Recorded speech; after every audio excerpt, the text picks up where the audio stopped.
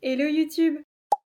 J'ai l'impression de toujours tomber sur des flops. Est-ce qu'on a lu le même livre ou pas? J'ai réussi à lire 40 livres. Les réseaux n'ont pas menti. Soit j'ai trop envie de lire et je dévore plein de livres, j'ai tout simplement adoré. Soit je lis pas du tout, c'est un gros flop.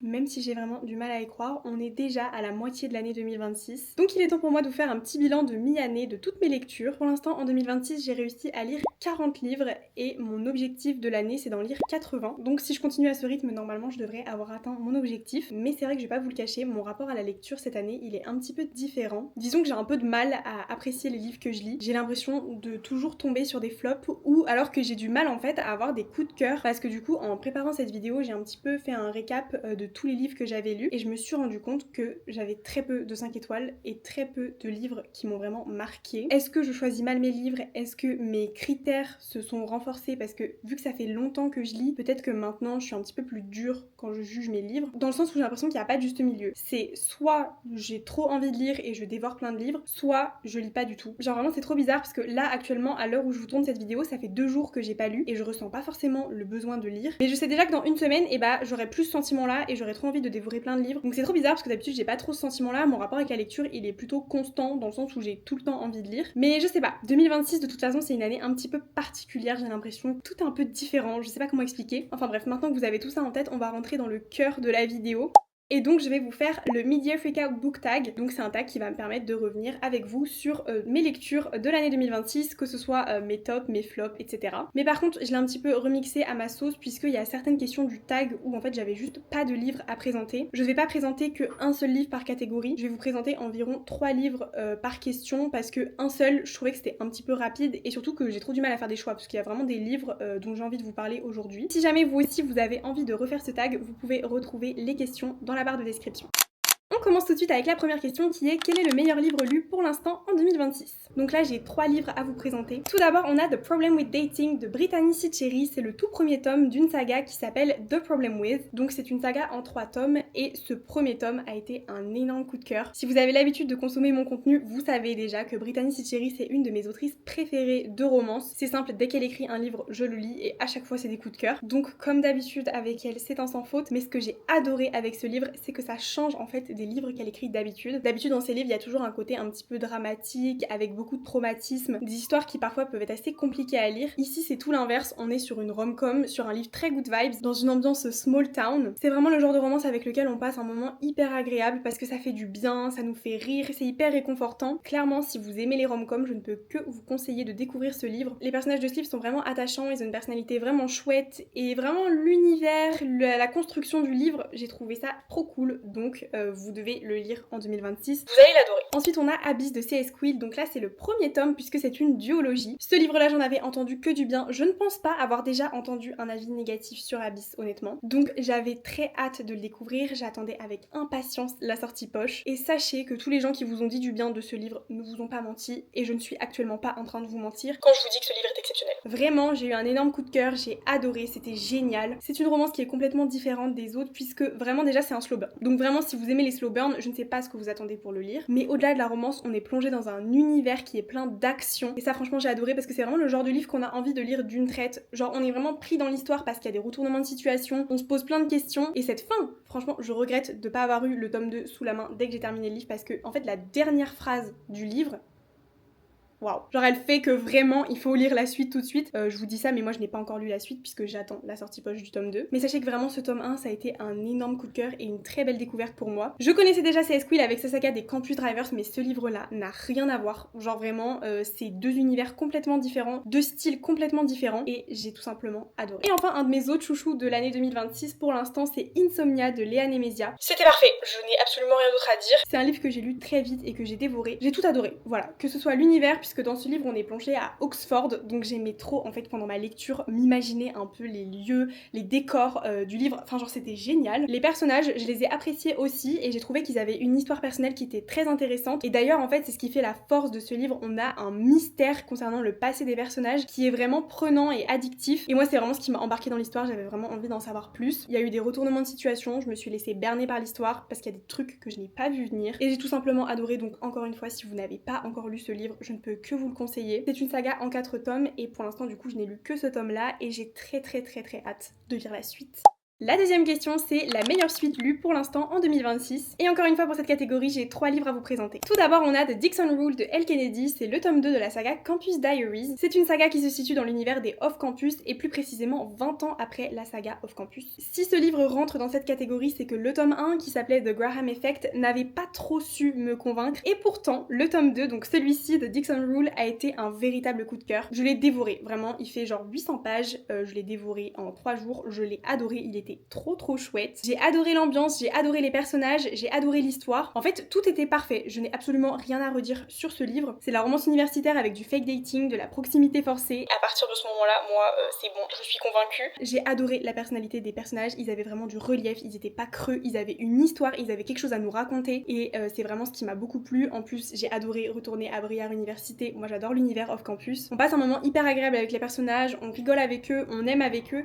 Et clairement, c'est ce que j'adore en fait dans les livres, c'est d'avoir l'impression finalement d'être dans le livre et de vivre l'histoire pleinement avec les personnages. Et c'est ce que j'ai ressenti ici, donc pour moi, une des meilleures suites. J'ai adoré. Également The Silent Waters de Brittany C. Cherryh, donc c'est le tome 3 de la saga The Elements. Encore Brittany C. Cherryh, je ne vais jamais vous lâcher avec cette autrice, sachez-le vraiment, je l'aime trop, donc impossible qu'elle n'apparaisse pas dans une de mes vidéos. The Silent Waters c'est un tome 3, mais sachez que c'est une saga qu'on peut lire dans le désordre. Voilà, aucun des tomes n'est connecté, donc si jamais vous avez envie de lire que ce livre-là dans la saga The Elements, vous pouvez très bien, ça ne changera rien, vous n'allez pas ne pas comprendre certains éléments ou quoi, puisque vraiment aucun des tomes n'est lié l'un à l'autre. Ce livre-là est très poignant, il m'a touchée en plein cœur, il a vraiment su me convaincre. Dès le premier chapitre, j'étais à fond dedans. C'est vraiment un roman hyper profond qui a su me toucher en plein cœur et c'est très rare pour moi, honnêtement, quand je lis des livres, de pleurer ou d'être particulièrement touchée, etc. Mais là, vraiment, j'ai ressenti quelque chose en le lisant et c'est d'ailleurs devenu un de mes livres préférés de Brittany C. Cherryh. Il est magnifique. Si vous avez envie de lire ce livre, je vous conseille vraiment de ne pas lire le résumé puisque ça va vous spoiler un des éléments principaux de l'histoire et je trouve que c'est vraiment mieux de découvrir cet élément-là au fur et à mesure de votre lecture. Et enfin, on a La Maison des Pancakes aux fraises de Laurie Gilmore.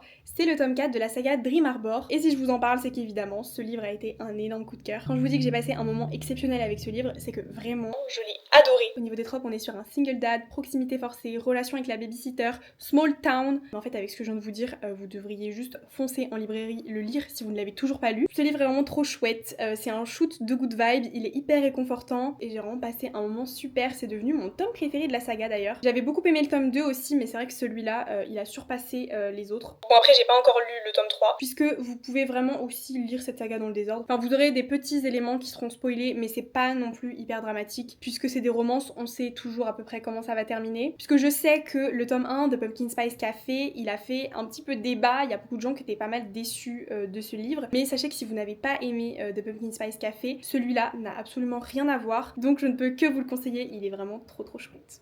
La troisième question, c'est des nouvelles sorties 2026 que je n'ai pas encore lues, mais que je veux lire. Je pense tout d'abord à Picking Daisies on Sundays de Liana Sinsotti, qui vient de sortir en français, mais qui était déjà sorti en anglais. C'est un livre que j'ai trop envie de lire, il me tente énormément. Je sais pas, il a une aura, une vibe qui me donne trop envie. J'ai entendu beaucoup d'avis positifs dessus, mais j'ai aussi entendu des avis un petit peu plus mitigés. Donc je suis très curieuse de le découvrir et c'est un livre que je compte lire en 2026. En nouvelle sortie, on a également Accidentally Amy de Lynn Painter. Encore une fois, il était déjà sorti en anglais et il vient de sortir en français. J'ai très hâte de le découvrir. Il a l'air trop cool, ça a l'air d'être une rom-com qui pourrait vraiment me plaire. J'ai vu énormément d'avis positifs et surtout pour une fois, j'ai lu le résumé et le résumé me donne trop envie. Genre vraiment, il a l'air trop chouette, hyper good vibe, donc je sens que c'est typiquement le genre de livre qui pourrait me plaire. En plus, j'ai déjà lu la duologie Better Than the Movies de Lynn Painter que j'avais beaucoup apprécié, donc j'aimerais bien lire un petit peu plus de livres de cette autrice et celui-là, je pense que ce sera le prochain. Et enfin, en sortie 2026, il y a eu Nightshade de Autumn Woods et celui-là, il fait partie de ma wishlist depuis très longtemps. Il me donne trop envie, c'est un livre qui a l'air trop chouette, enfin en tout cas de tous les avis que j'ai vus, je sens que ça va me plaire. Même au niveau du résumé, c'est une romance avec une enquête et moi ça, genre c'est ma came. Vraiment j'aime trop quand il y a des enquêtes, quand il y a du suspense, quand il y a des mystères, quand il y a des plot twists et tout, mêlé à de la romance, genre vraiment c'est tout ce que j'aime. Un de mes livres préférés c'est Un automne pour te pardonner, donc clairement c'est dans ma vibe. Je pense que Nightshade, j'attendrai l'automne pour le lire puisque ça a l'air d'être un peu plus dans la vibe du livre, mais clairement c'est une sortie que j'ai trop hâte de découvrir. La quatrième question, c'est des prochaines sorties qui sortiront courant 2026 que j'ai très hâte de lire. Tout d'abord, on a évidemment La Vengeance de la Veuve Noire de Morgane Moncombe, donc c'est le tome 2 de sa saga Inheritance. Si vous me suivez, vous le savez, Morgane Moncombe c'est une de mes autrices préférées de tous les temps, donc évidemment que j'ai très hâte de sa prochaine sortie, je l'attends avec impatience. On a eu droit au cover reveal récemment et la couverture est juste magnifique, je suis beaucoup trop fan. On a aussi le résumé qui a été publié sur Instagram, mais j'ai fait le choix de pas le lire. Voilà, j'ai vraiment envie d'avoir la surprise totale et de découvrir ce livre vraiment de A à Z, genre en le lisant et de ne rien savoir à l'avance. Donc voilà, j'ai fait le choix de pas lire le résumé et je suis hyper hypée en fait parce que à la fin de La Révolte de la Reine, donc qui est le tome d'avant, on a un petit teasing qui vraiment genre me donne trop envie pour la suite. Morgane ne me déçoit jamais, donc je sais que je vais aimer et je sais que ce sera un de mes prochains coups de cœur, donc j'ai trop hâte. En prochaine sortie, j'ai également trop hâte que le tome 2 de Abyss sorte en poche. Je sais qu'il existe déjà en grand format, mais moi je lis la duologie en poche et donc j'ai trop hâte que le tome 2 sorte en poche pour pouvoir continuer cette duologie que j'adore et surtout de continuer l'histoire parce que en fait là genre comme je vous ai dit tout à l'heure, le tome 1 s'arrête sur un plot twist de fou. On a juste qu'une seule envie, c'est de lire la suite tout de suite. Et donc là, je ne peux plus attendre. J'ai très hâte. Donc c'est une sortie sur laquelle je vais me jeter. Vraiment, au jour de sortie, je serai en librairie, j'ai trop hâte. Et enfin, dans la catégorie thriller, j'attends avec impatience la sortie de Dear Debbie de Freda McFadden. Il va sortir chez City à la fin de l'année 2026 et j'ai trop hâte de le découvrir. Toutes les traductions de Freda McFadden, je les lis à chaque fois et je les attends avec impatience. Donc celui-là, bah je l'attends et j'espère qu'il va me plaire. Le dernier de Freda que j'ai lu, c'était La Prof, il a pas trop su me convaincre, donc j'espère que celui-là me plaira. Mais j'ai quand même entendu des avis plutôt positifs dessus sur les retours de la version VO. Donc encore une fois, je ne sais pas combien de fois j'ai dit ce mot, mais j'ai très hâte. La cinquième question, c'est pour l'instant ma plus grosse déception en 2026. Tout d'abord, on a la saga Chestnut Springs de Elsie Silver. C'est une saga que j'ai commencée en 2026 avec beaucoup d'ambition. Je pensais vraiment que j'allais l'adorer. Mais finalement, je crois que c'est vraiment mon plus gros flop de l'année. J'ai avec moi ici les 4 premiers tomes que j'ai lus. Il me reste encore le 5e tome qui est dans ma pile à lire et j'ai très peur de le lire puisque vraiment ces 4 premiers tomes, je ne les ai pas aimés. Honnêtement, ça me fait mal de le dire parce que j'aurais préféré vous dire que c'était dans mes coups de cœur. Mais au bout d'un moment, il faut que je sois honnête avec moi-même. Je n'ai pas aimé ces livres, voilà. Ce sont donc mes premiers livres d'Elsie Silver, mais c'est aussi mes premières cowboy romance. Je m'attendais vraiment à être une nouvelle fan de Elsie Silver, une nouvelle fan des cowboy romance, mais finalement pas du tout. Mais genre pas du tout. Donc j'ai bien évidemment commencé par le premier tome qui m'a déçue, ensuite le deuxième tome, j'ai un petit peu mieux aimé, mais genre je sais pas, il y avait un truc qui faisait que je trouvais que l'histoire était pas très intéressante. Après j'ai lu le tome 3, franchement pareil, genre les tropes m'intéressaient, l'intrigue avait l'air cool et tout, mais en fait la manière dont c'était écrit, la manière dont c'était exécuté, j'étais grave déçue parce que je me suis dit ah mais genre elle a écrit ça comme ça, genre cette histoire là elle a décidé de l'écrire comme ça. Je sais pas comment vous expliquer, mais je m'attendais à autre chose en fait. Genre les différents éléments de l'histoire, la façon dont elle avait décidé de construire l'histoire, donc autour des tropes par exemple qu'on nous présentait, et j'étais grave déçue. Je sais pas si c'est clair. Et le 4e tome, j'ai tout simplement décidé de le DNF. Voilà. Il me restait une centaine de pages et j'ai dit non, c'est bon, genre vraiment j'accroche pas, j'ai plus envie de me forcer. Je sais pas trop comment m'exprimer parce que j'ai pas envie que ce que je dis soit mal pris ou quoi que ce soit. En fait, comme je lis beaucoup de romances, j'ai des points de comparaison avec d'autres livres que j'ai vraiment adorés. Et c'est vrai que du coup, ceux-là à côté, je les trouve, je sais pas, genre.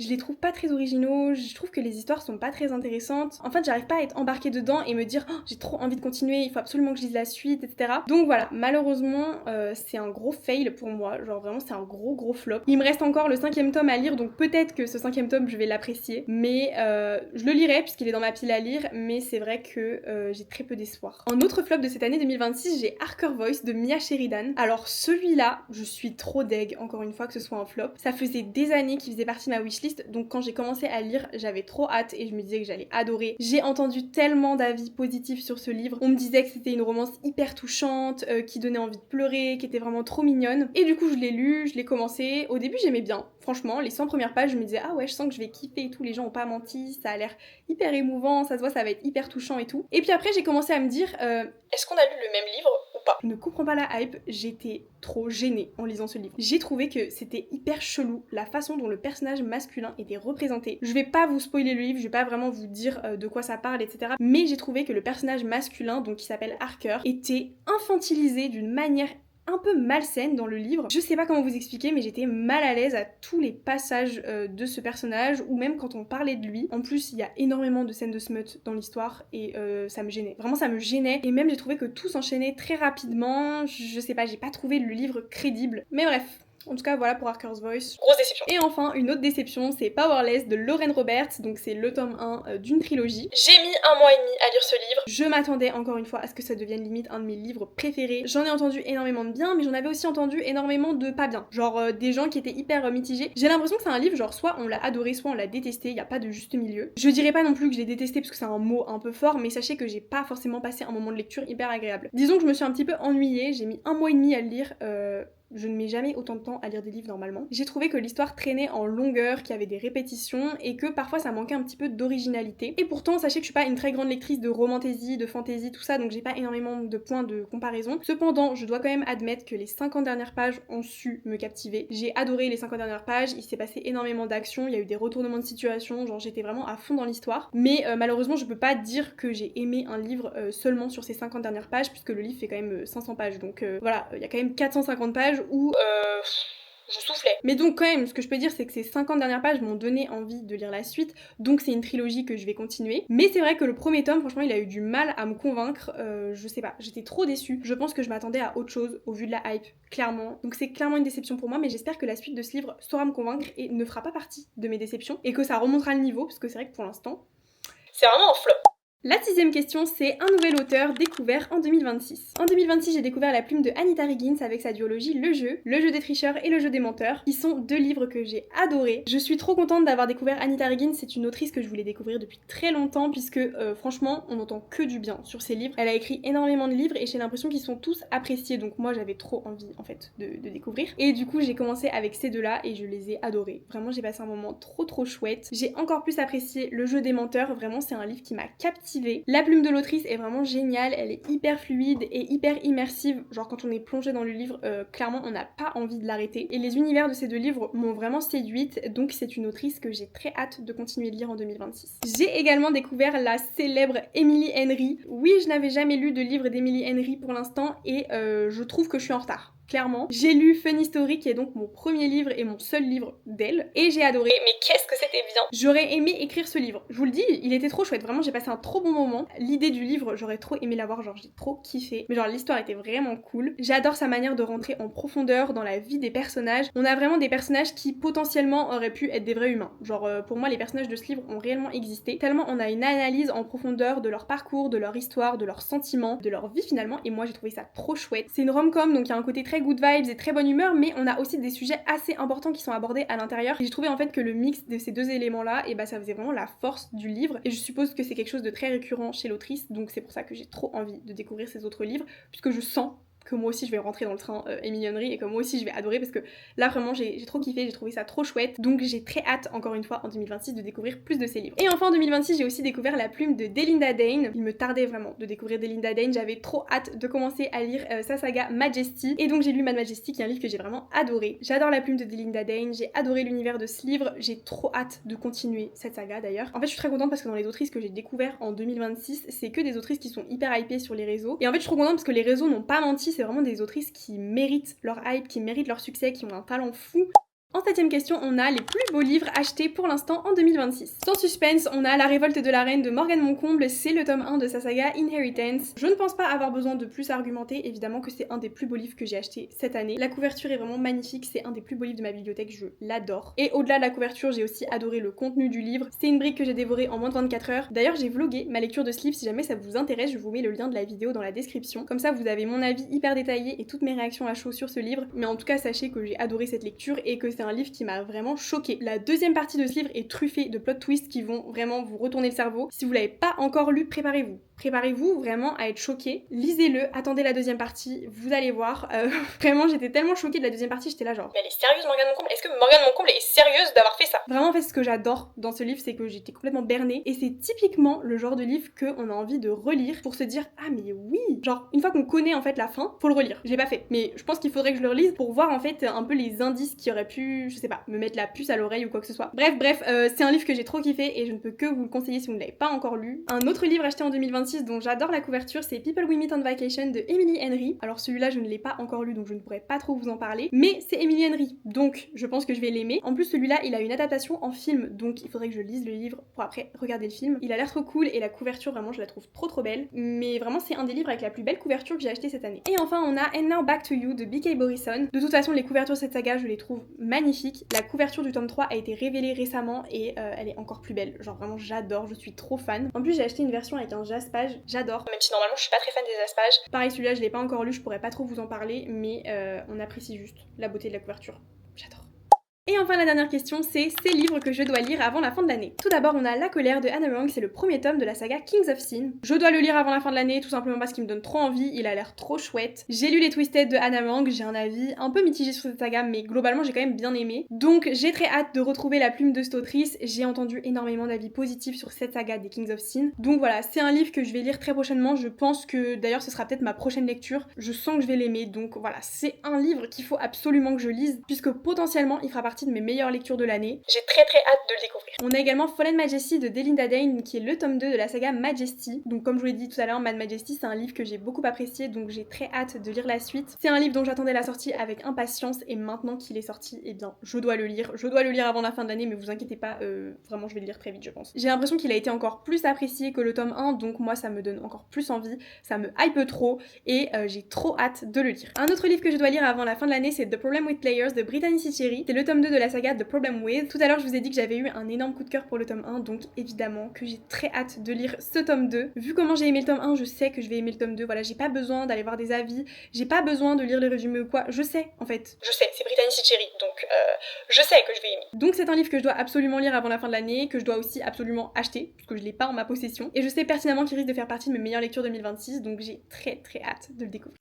Globalement, comme je vous ai dit, même si depuis le début de l'année j'ai du mal à avoir vraiment des gros coups de cœur pour les livres que je lis, les livres où vraiment j'ai eu des gros coups de cœur, je les ai sincèrement aimés et vraiment j'ai passé des moments exceptionnels. Comme je vous ai dit, j'ai l'impression qu'il n'y a pas vraiment de juste milieu avec moi cette année. C'est vraiment soit genre j'ai trop kiffé et c'est un livre qui m'a marqué et j'ai adoré, soit genre c'est sans plus et voilà genre c'est mid, vous voyez. Donc j'espère que pour le reste de l'année 2026, je vais vraiment être à fond dans mes lectures et que je vais avoir une relation un peu plus saine avec les livres que je lis. Je sais pas si c'est vraiment le bon terme, mais vous voyez ce que je veux dire. Parce que la lecture c'est vraiment une de mes passions depuis que je suis toute petite et j'ai à cœur vraiment d'aimer ce que je lis et de découvrir des livres qui seront des nouveaux coups de cœur. Je suis très contente puisque comme je vous ai dit j'ai réussi à lire 40 livres depuis le début de l'année et je me suis fixé un objectif de 80 livres en 2026. Donc on est à la moitié de l'année, je suis à la moitié de mon challenge, c'est parfait.